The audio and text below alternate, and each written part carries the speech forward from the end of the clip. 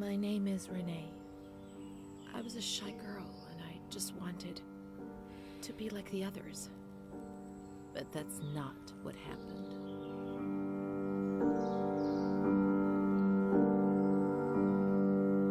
So here you live above my mind. I wish you'd heard that my mind is trying to read yours and easy for a bird. Soon I'll meet you, I'll become the one you love.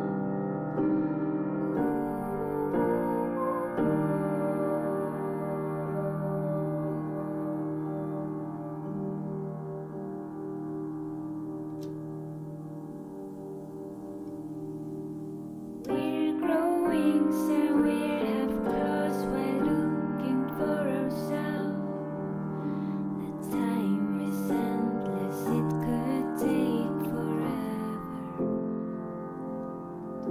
I will find you, I will find you, I will find you, our home, our heart. I will find you, I will find you, I will find you, our home, our heart.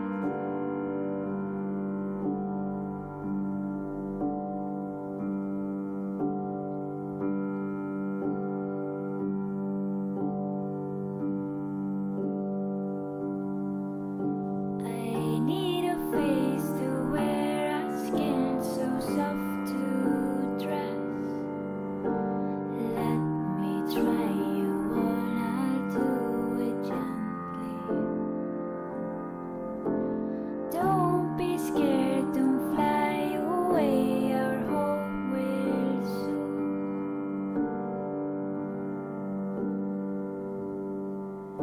Beware, our heartbeats fight this life together.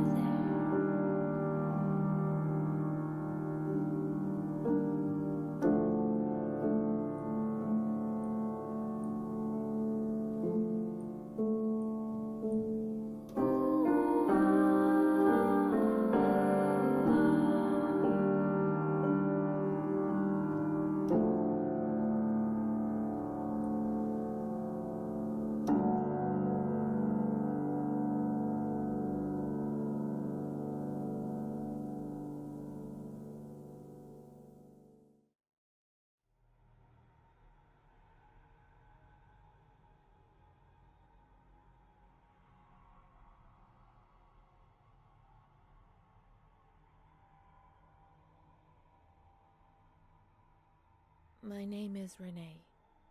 They told me that I have to write this diary, but I don't feel like it. It's not true that I feel better when I write. Actually, it's worse.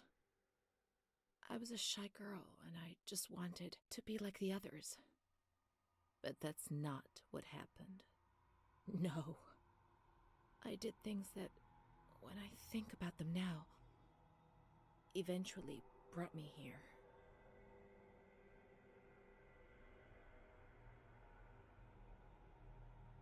Everything started with that damned light. It happened for the first time when I was still a little girl.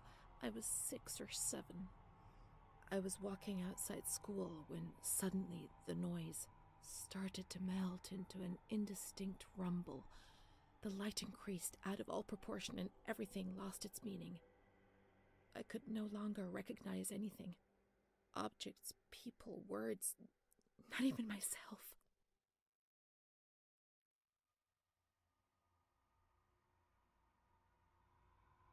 I felt fear as a physical sensation. It prevented me from moving, from swallowing, from breathing. After God knows how long, everything went back to normal, but a new fear replaced the old one. Different but terrible, of the light coming back. And it did come back.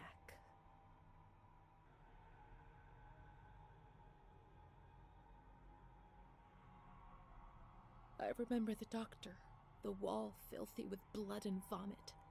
My mother wasn't looking at me. Bruna was crying but trying to hide it. Charlotte was beside me. I never told anyone what had happened. He came to visit me, but I refused to see him. I became agitated. I think he liked me, even though things turned out badly. In that period, I began to suffer from memory loss. The few things I learned didn't please me at all. He told me that I was looking for him. It was all my fault. Bruna told me that sometimes I got drunk. People in the village gossiped about me. Sometimes I was covered in black and blue marks. I didn't realize what was happening to me, what I was doing. I was no longer in control of my life. From my little corner.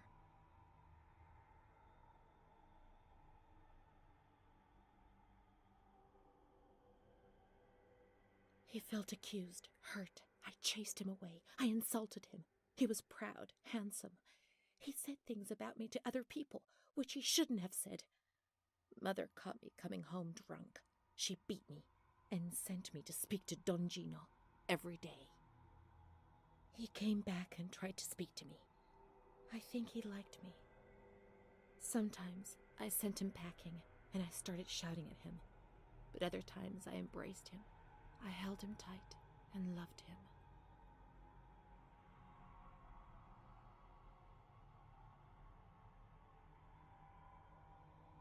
But he couldn't bind himself to me. I was 16 and ill. I had no future. I didn't get out of bed for weeks. Then I did things I was ashamed of. I slept with men. The guilt tore at my soul, and the light came back to torture me. I invented stories to justify my actions. I couldn't bear my own weight.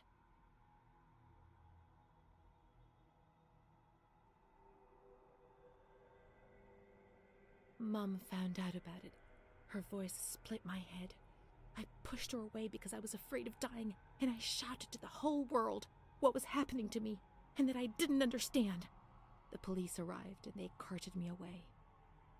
I remember the onlookers shaking their heads. They would be better off without me, cleansed of shame, with something to talk about for a while.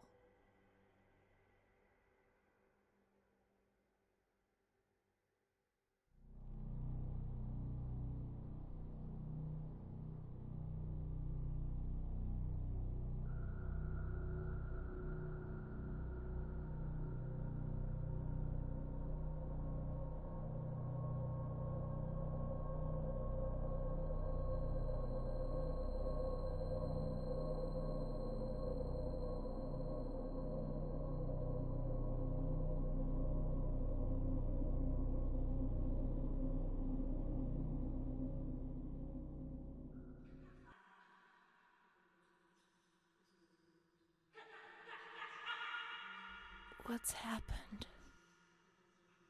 What is this place? Maybe I'm dead. I can't see any light. Maybe I am dead. I can't get up. What's going on? What's happening to me? There's no one here, but these noises. God, my head is killing me. I can't keep my eyes open.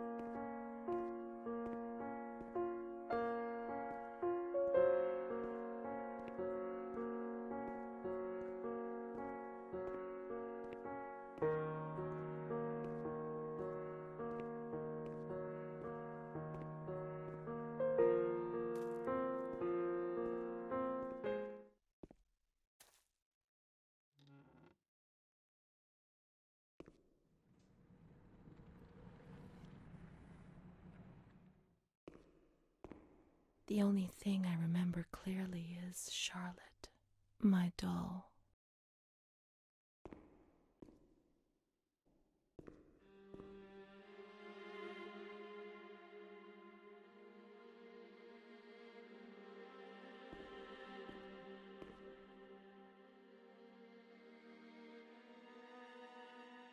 Mummy took good care of Charlotte. She tucked her in, hugged her, gave her cuddles and kisses. She was very affectionate and loving. Nothing bad happened to Charlotte, and that surprised me. I didn't understand. At first, I was quite scared. I was afraid that she wanted to hurt me. I lived in constant fear that Mom would abandon her. Because I didn't deserve to live. I didn't deserve to be loved.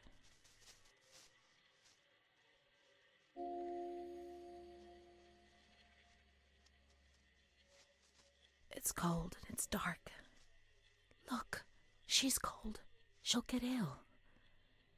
We can take care of her. Nobody can stop us.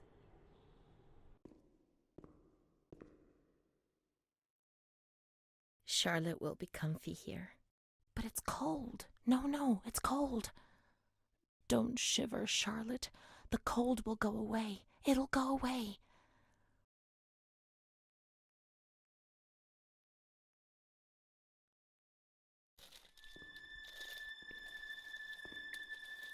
The cold has gone away now. You see?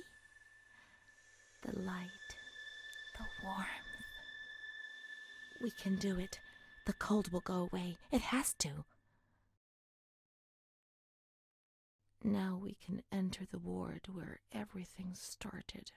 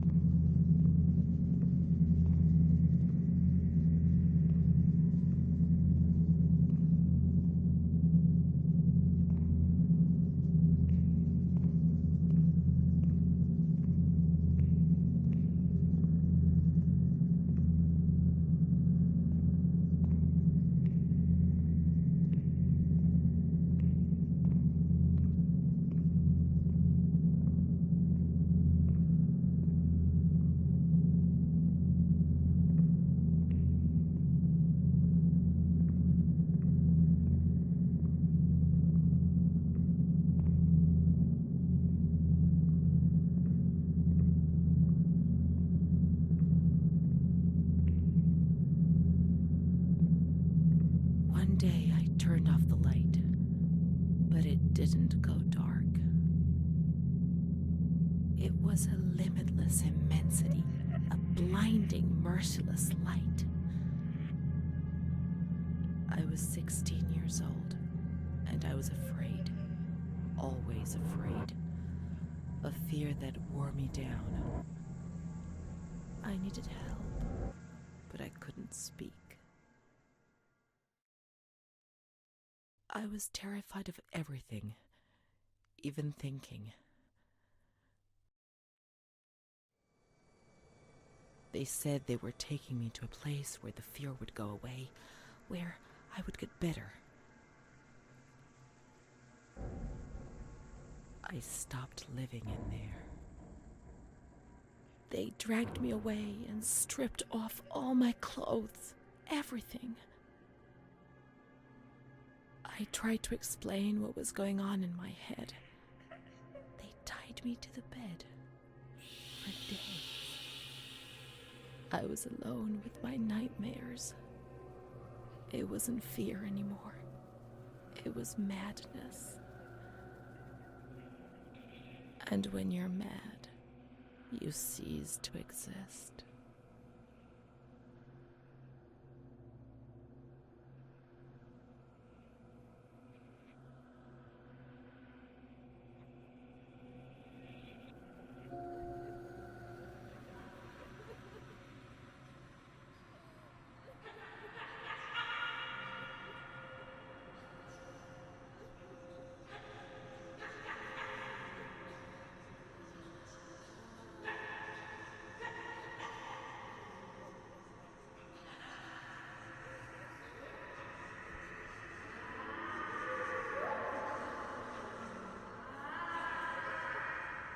She was my only hope in this hell.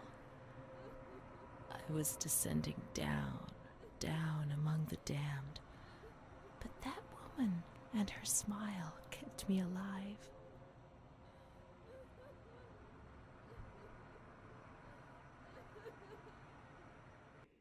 The door is locked from the outside. Here the doors can only be locked and unlocked from the outside.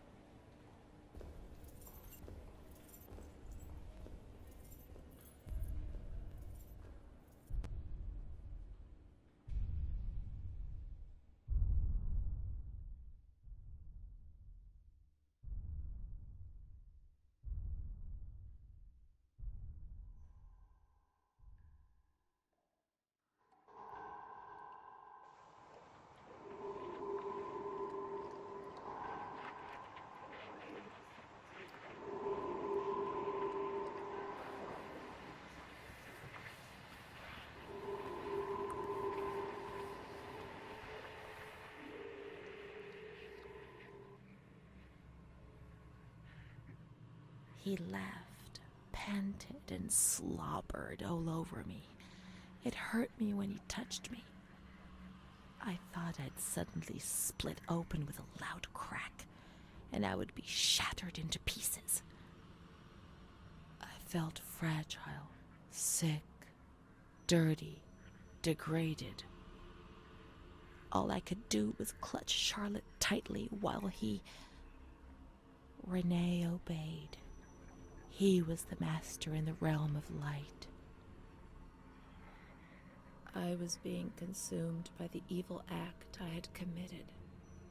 I threw up and could feel hell getting closer and closer. Those tests the doctors did to me. They said there was something growing inside, and they wanted to drag it out of me.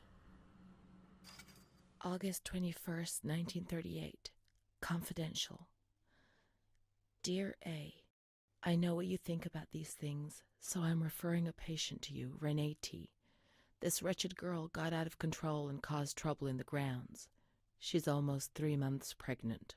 The nurses should be more alert. I'm examining the girl on the 28th. I'll handle things very carefully, don't worry. We don't want to make matters worse. Then they said that Renée was crazy, and that the illness was all in her head. April 21st. She's more awake this morning and is responding to questions, complains of headaches. She became agitated when she found out her mother was there. She says that one day, many years earlier, she was with a friend of hers and met a man who made her get into a car and took her for a ride. He made her smoke cigarettes and drink liquor, and the man showed her certain things.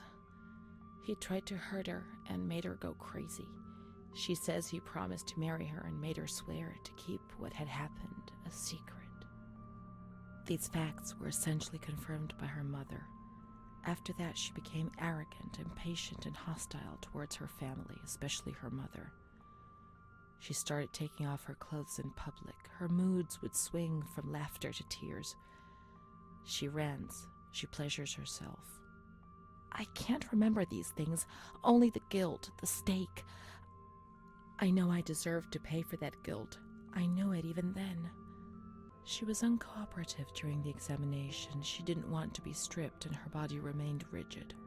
Voluntary attention almost totally absent. Probable hallucinations. April 25th. Confused ideas, unable to maintain a spontaneous conversation. Reflexes all normal. Reactive pupils. Let's find Amara, and we'll find the full medical records.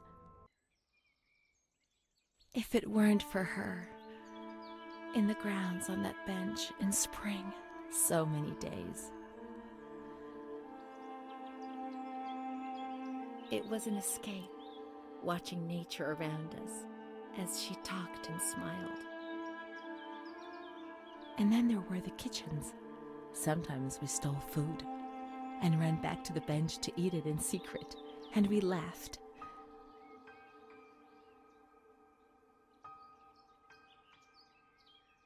She did things to me. Sometimes she touched me. In the shower, I felt her body against mine for the first time.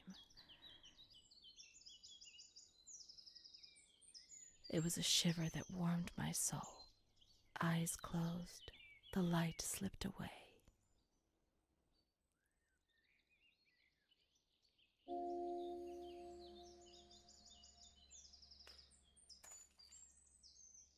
She wasn't in the system.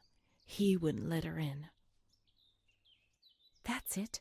She must be the key to my memories, to the reasons why. Amara's not here. Maybe she's in the showers. We can find her there. The water was often cold. When it was cold, we ran away. But when it was hot, then she came to Renée under that cruel white light. I can still feel the shivers her body gave me. Everything must return to how it was. If we recreate that magic, she'll come to us.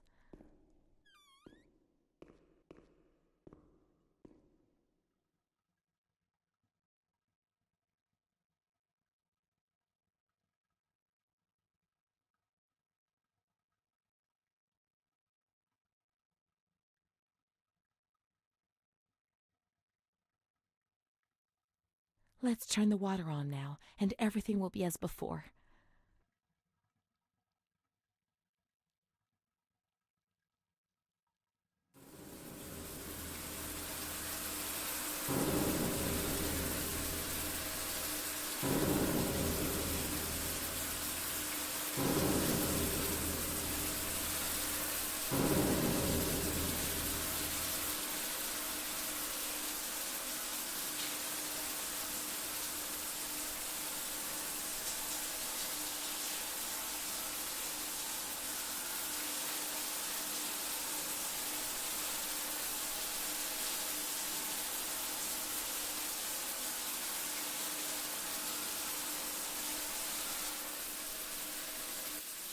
Amara was the only thing Renée had.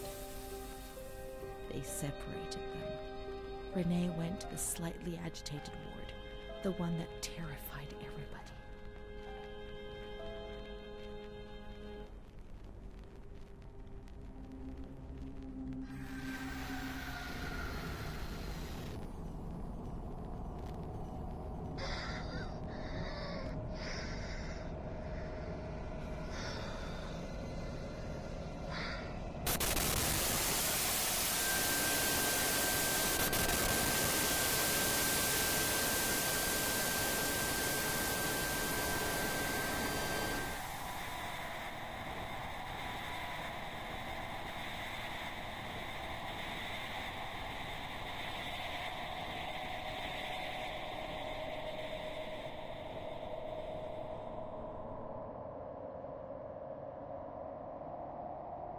Those injections were a torture, the just punishment for what I was doing.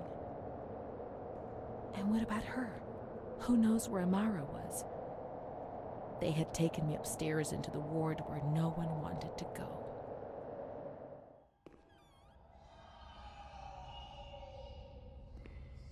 When there was too much chaos, they closed all the windows and the door. They turned off the lights, and it was pitch black.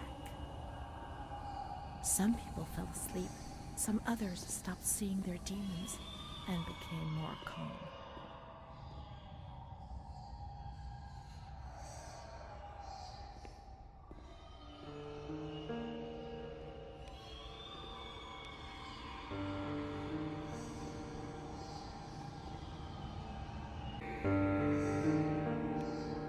Let's close the window shutters, the door, and switch off all the lights. We want darkness.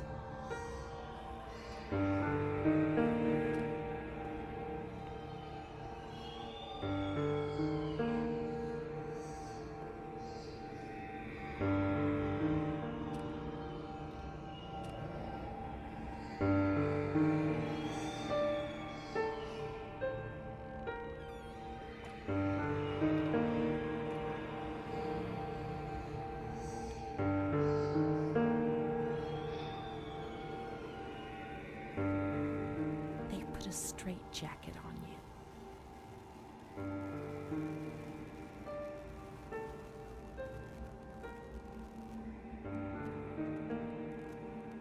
They gave you a cold shower.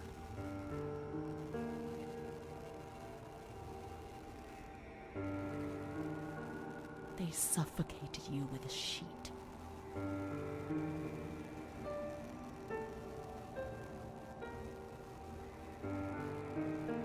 Tied you to the bed. They tied me to the bed.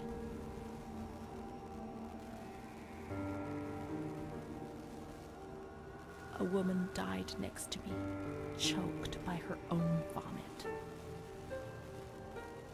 She was tied down because she wouldn't stop pleasuring herself.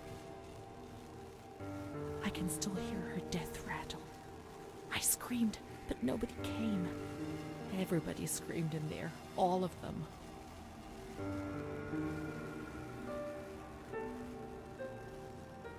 It was then I saw the doll, which wasn't Charlotte. No, she wasn't Charlotte.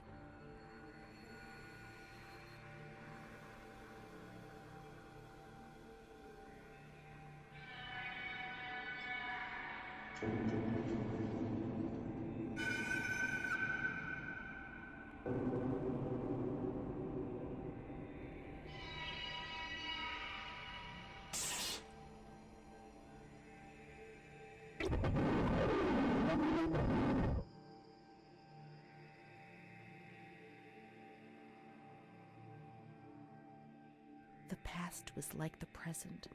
That doll, that man, the shame. Renée was increasingly divorced from reality. How will I ever find out what really happened? How will I ever find Amara again if I can't even find myself?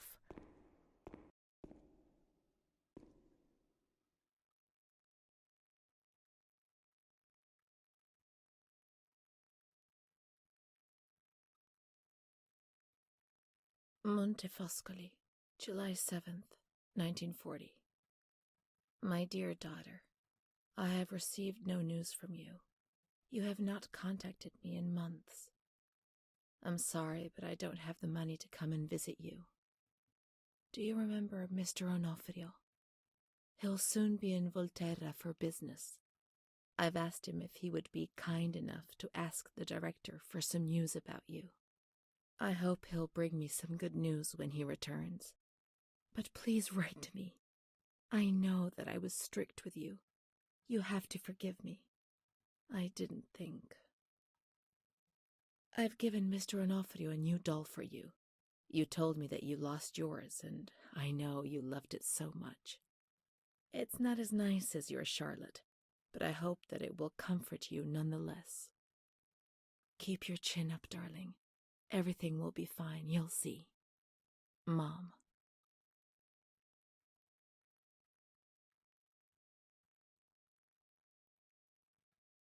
Montefoscoli, October 12th, 1940. My dear daughter, I've written 2 letters to you and have received no reply. Every day I'm anxiously waiting for a letter. Mr. Onofrio's back. He brought you the doll. Do you like it? He told me he was unable to speak to the director, but managed to see you. I pray for you every day.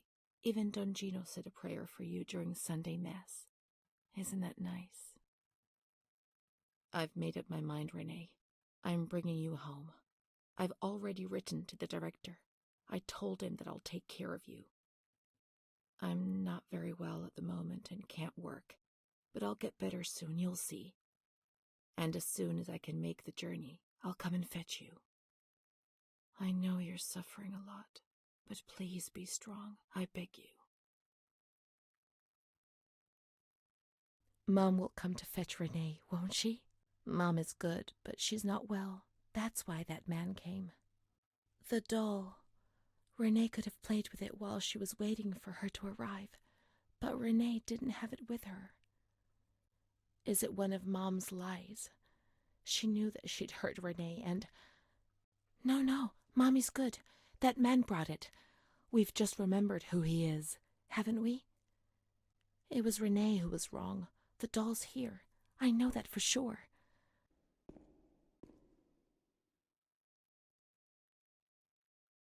You see? Mom was good. I was bad.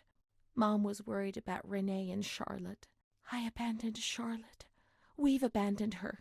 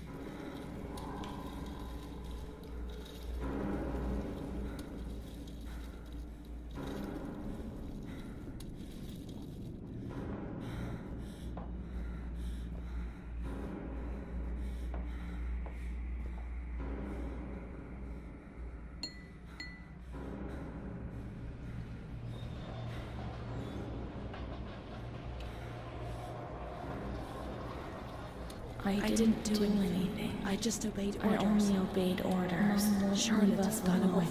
Mom will come and get us. She loves us, even though we're bad. Orders. Leave us alone. I didn't do anything. I only obeyed orders. Mom will come and get us now. I didn't do anything.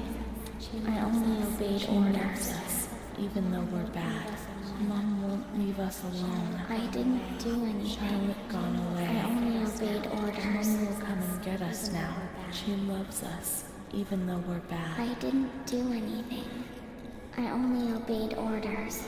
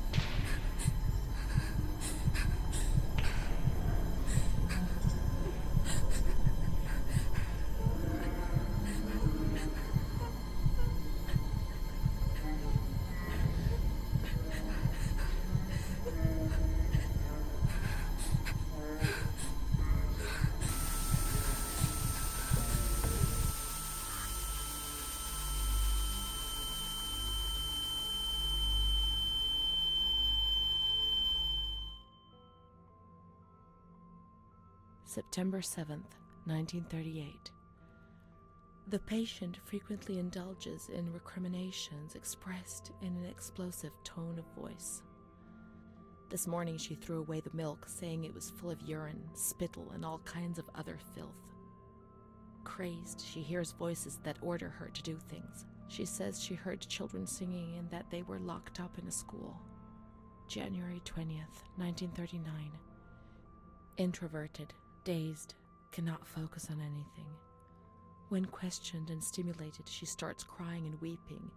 At other times, she laughs. June 1st. Apathetic, eats very little. She refuses to be touched. Does not respond. Spends her time in the grounds. The cooks report that she sits on a bench in front of the kitchens. October 14th. Return of impulsive behavior. This morning she asked for 2 eggs to make zabayoni, but when she got them, she threw them up in the air. Excited, clamorous, slightly confused, takes her clothes off. December 8th. Tied to bed for 15 days. High-spirited, tends to make witty comments and use vulgar words, laughs hysterically and pleasures herself. The nurses report that about 2 weeks ago she remained in the showers on her own and didn't want to leave. They said that when they took her away, she swore at them and then lashed out and bit them. 2 nurses had to be treated for their injuries. They've kept her tied to the bed since then. Transferred to the slightly agitated ward, from the care of Dr. B to the care of Dr. C. I was with Amara in the showers. My memories are terrifying. They're not real, are they? December 15th. Dr. C. Patient notes. The abnormality of her psychic state has induced her to lead a life which is irregular and tends towards delinquency.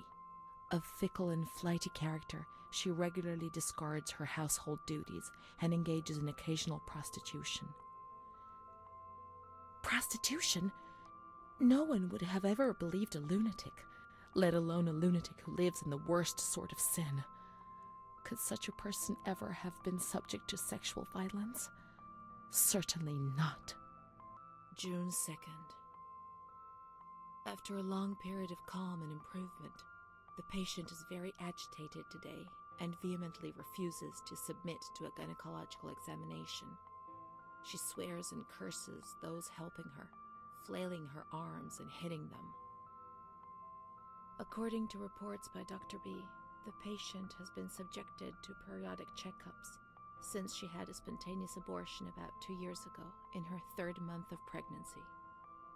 Conception occurred after she had sexual intercourse with a stranger who sneaked into the hospital grounds. Details are contained in the charges filed at police headquarters in Volterra, a copy of which is attached to these clinical notes. ES therapy. That's how the reality is concealed. It has all been planned very carefully. March 3rd. Alert, correct attitude, replies when questioned. The nurses report that the patient is calm. She washes and looks after herself. She affirms the existence of a certain Amara. She says that Amara is a patient who disappeared when she was moved to this ward. No confirmation. Probably a regressive hallucination. Evaluate transfer. Did I imagine Amara? That's not possible. She was there. I know she was there. I feel it. She must have left some traces of her presence. May 5th, 1943. Renée's state of health is good. She is eating and speaking. Her spatial and temporal orientation is good. Therapy suspended. December 3rd. She calmly asks if she can leave the hospital. Evaluate patient for 6 months. May 2nd, 1944. Discharge denied despite favorable psychiatric opinion. The patient has no home or means of support. These are Amara's things, I'm certain.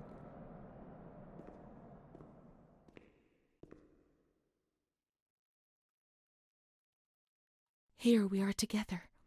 How could I have imagined for a single moment that she never existed?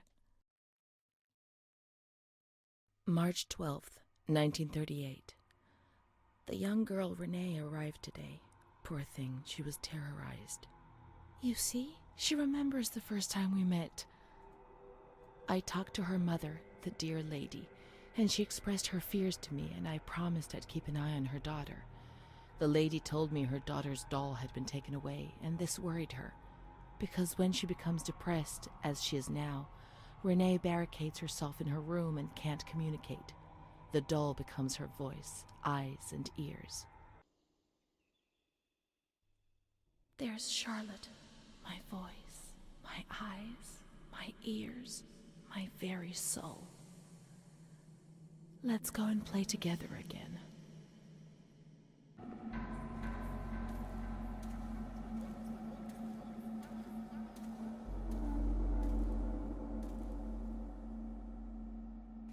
My voice, to say what?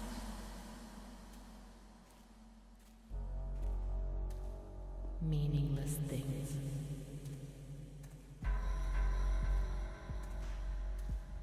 Be offensive to others and get into trouble.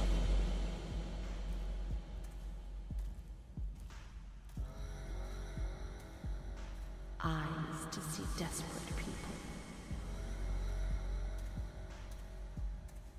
In the mirror, the shadow of my former self.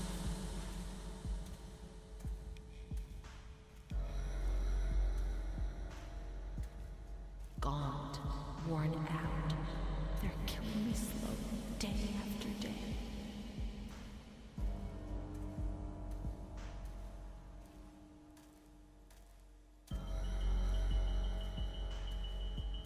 My ears to hear screams, deliriums, threats, and false promises. Let's go and play together again.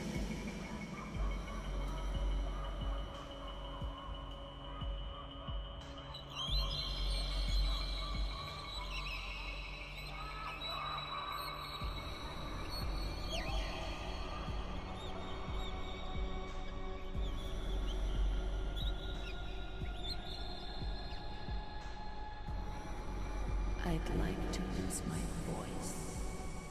I'd like to lose my eyes. I'd like to lose my hearing. I'd like to lose myself forever.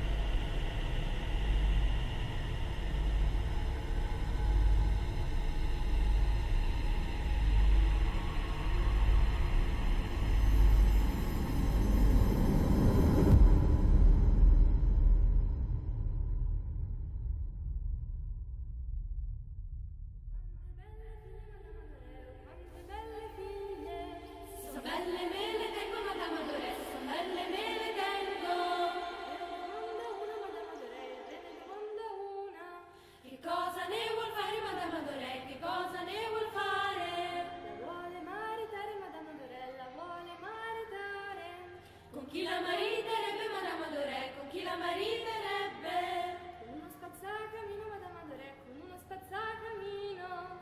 E come la vestirebbe, Madame Adoré? E come la vestirebbe? Di stracci e di toppe, Madame Adoré, di stracci e di toppe.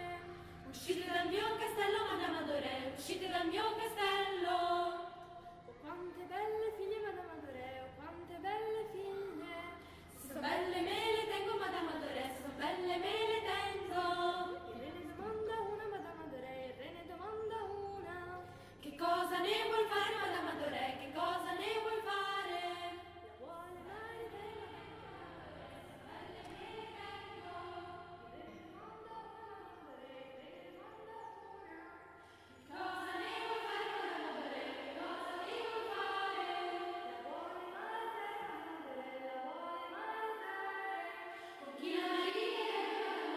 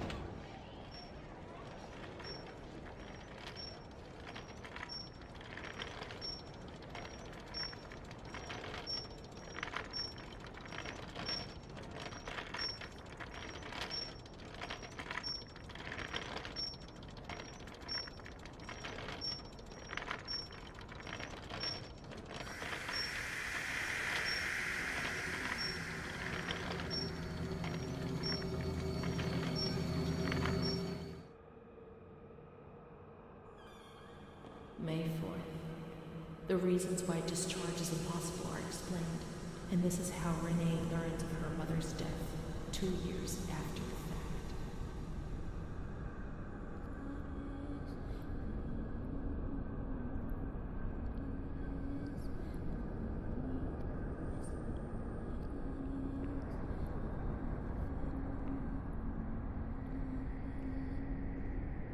May 5th. She tried to kill herself in the night by hanging herself with a sheet, saved by the nurses.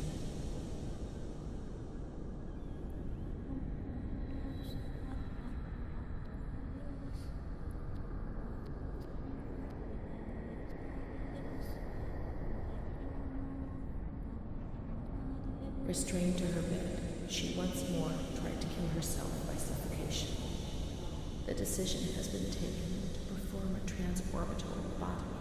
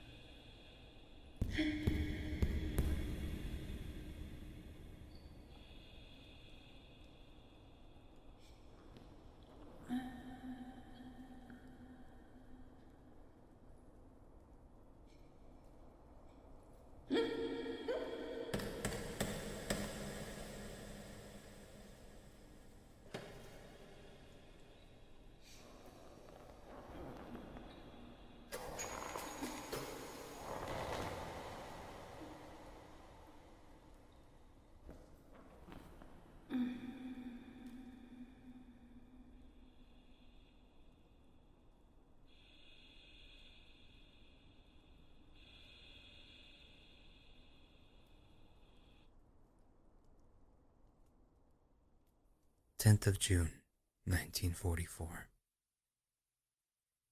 Operation successful. Patient tranquil and collaborative. Motor coordination capacity reduced, but she's improving. Transferred to the tranquil department in the care of Dr. B. 25th of October. Continues to talk about Amara and her doll, Charlotte. The disturbances of motor capacity show slight signs of improvement. Difficulty walking, not capable of riding, and the nurses report that they have to help her dress, wash, and feed herself. In the summer of 1944, Renée was transferred back into my department. Aware of little, indifferent, hardly ever spoke. One day, she said, "When I find the courage to look at myself in the mirror, I see a young face which is aged and looks at me full of fear." She is a woman now who has changed profoundly compared to the girl that I had under my care several years ago. Only the sadness of her gaze and her intelligence are unchanged. She's so young, just 23 years old, but is lacking all vitality. Perhaps her condition may improve, but probably not. Her life has been thrown away. And nobody did a thing to try to avoid this. So here you live above my mind. I wish you'd heard that my mind is trying to read yours and easy for a bird. Soon I'll meet you, I'll become the one you love.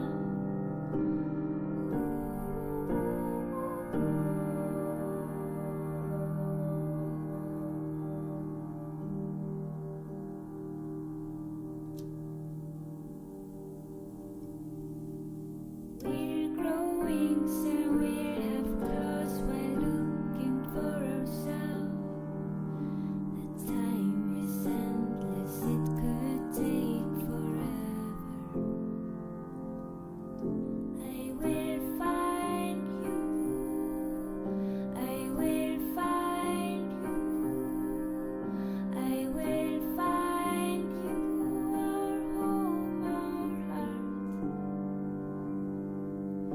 I will find you, I will find you, I will find you, our home, our heart.